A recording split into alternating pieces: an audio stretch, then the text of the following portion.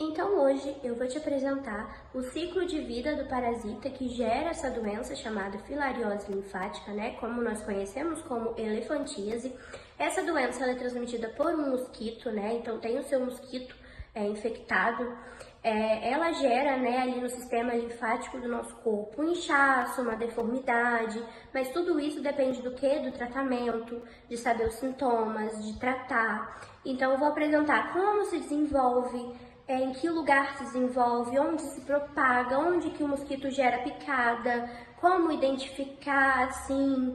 Então, no passo a passo a seguir do slide, eu vou estar explicando de acordo com a imagem, né, para que fique um pouco mais explicativo, fique mais fácil de entender, porque é um pouco complicadinho, né? É uma doença que afeta não só o nosso cotidiano, mas também a nossa autoestima.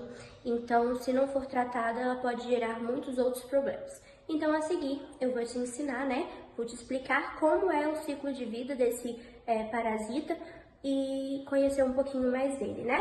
Como explicado, a filariose linfática, né, a gente conhece popularmente como elefantíase. Mas vale lembrar que esse parasita depende de 2 hospedeiros para completar o seu ciclo. O homem, que é o hospedeiro definitivo, ou seja, é onde o verme se desenvolve, se reproduz e cresce, né? E aí o segundo hospedeiro é o mosquito, que é aquele hospedeiro intermediário, né? O vetor, que é onde o verme, né? Que faz essa parte do desenvolvimento larval. Então vamos lá. O início, né? Como que funciona esse início no ser humano, que é o hospedeiro definitivo desse parasita? Quando o mosquito infectado pica uma pessoa para se alimentar de sangue, ele injeta larvas infectantes. E essas larvas são chamadas de L3. Né? E aí essa larva, né, vai ali referente à saliva na pele. A saliva do mosquito na pele pode ter causado isso. E aí sobre essa larva, né, elas penetram na pele e alcançam os vasos linfáticos.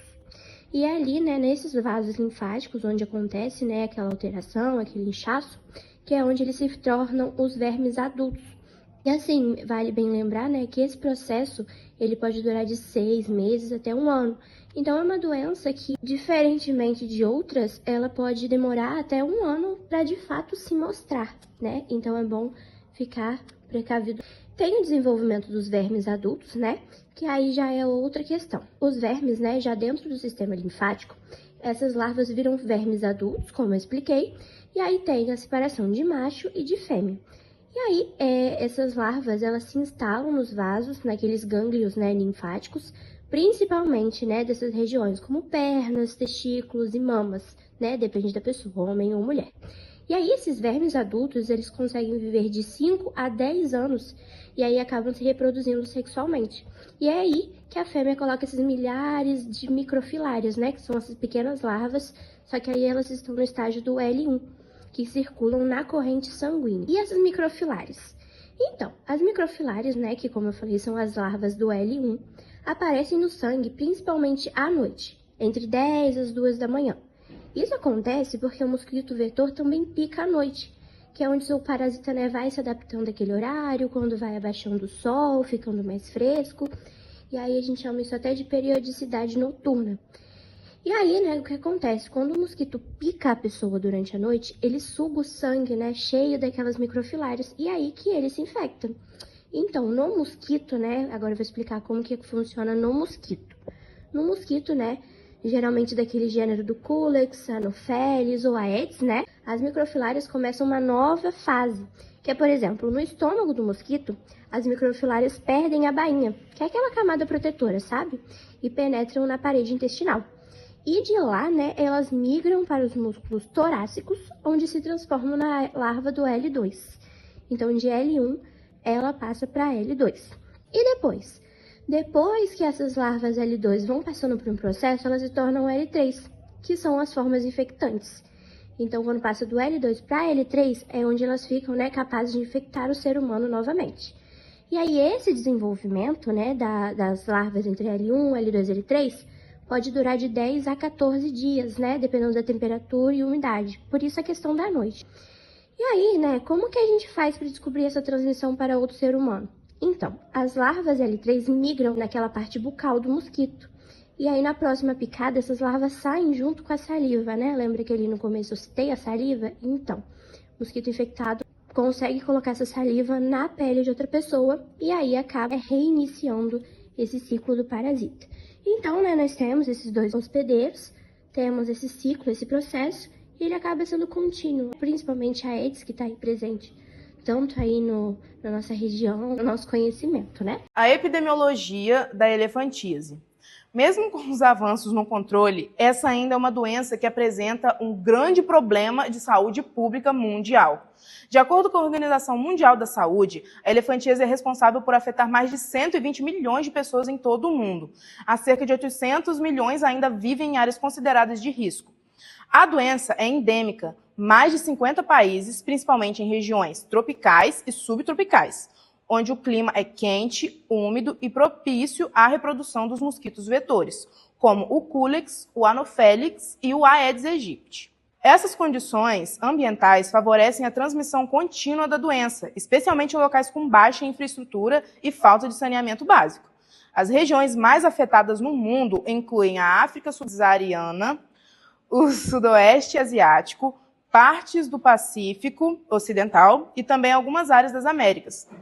Em todas elas existe uma forte relação com a presença do vetor, a pobreza e as condições precárias de saneamento. Falando sobre o Brasil, a elefantíase teve importância epidemiológica significativa nas últimas décadas.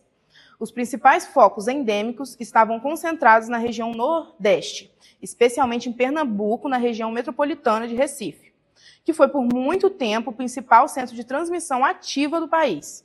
Outros registros também ocorreram no Pará, em Alagoas e na Bahia, mas de forma bem menos intensa. Com o Programa Nacional de Eliminação da Elefantíase, criado pelo Ministério da Saúde, o Brasil vem apresentando grandes avanços, através de ações como tratamento coletivo da população, controle de mosquitos e vigilância ativa. Foi possível reduzir drasticamente a circulação do parasita. Hoje, a maior parte dos casos são apenas residuais ou em monitoramento, o que mostra o progresso do país com a eliminação completa da doença. Mesmo assim, é essencial manter uma vigilância epidemiológica constante, principalmente nas áreas onde o mosquito ainda é encontrado, porque existe sempre o risco de reintrodução de transmissão. De forma geral, a epidemiologia da elefantíase mostra um elo muito forte entre saúde, ambiente e condições sociais. Ela tende a persistir em lugares onde há pobreza, saneamento precário e pouco acesso à saúde pública. Por isso, o controle da elefantíase não depende só de medicamento ou tratamento, mas também de melhorias sociais, ambientais e educativas, para que a doença possa, de fato, ser eliminada como problema de saúde pública. Sintomas da elefantíase. O indivíduo pode apresentar febre alta ou calafrios, dor de cabeça e mal-estar de forma geral, linfadenite, inflamação e aumento doloroso dos glândulos linfáticos, mais comum na virilha. Linfangite, inflamação dolorosa dos ductos linfáticos na área afetada, pode causar dor e vermelhidão no membro. Em homens, orquiepididimite, inflamação do testículo e do epidídimo, e feniculite, inflamação do cordão espermático. Pode ocorrer inchaço e dor no local da picada do mosquito, ou mesmo abscessos, caroços com pus. Sintomas clínicos. Linfedema, inchaço progressivo e crônico, mais frequentemente nas pernas, mas que também pode afetar braços, mamas e genitais, bolsa escrotal. Inicialmente, o inchaço pode ser depressível, deixa marca ao apertar, sinal de Godet. Com a progressão, a pele se torna dura, espessa, áspera e enrugada, hiperqueratose e hiperpigmentação, caracterizando a elefantíase. Hidrócele, acúmulo de líquido ao redor dos testículos, que pode causar um aumento volumoso do escroto. Quilúria, presença de linfa na urina, que fica com um aspecto leitoso ou esbranquiçado. Infecções secundárias também podem acontecer. A pele cronicamente inchada e danificada fica mais suscetível a infecções bacterianas e fúngicas, como erisipela e celulite, que causam dor, calor e vermelhidão local, piorando ainda mais o dano linfático. Bom, vamos falar agora sobre como funciona o diagnóstico.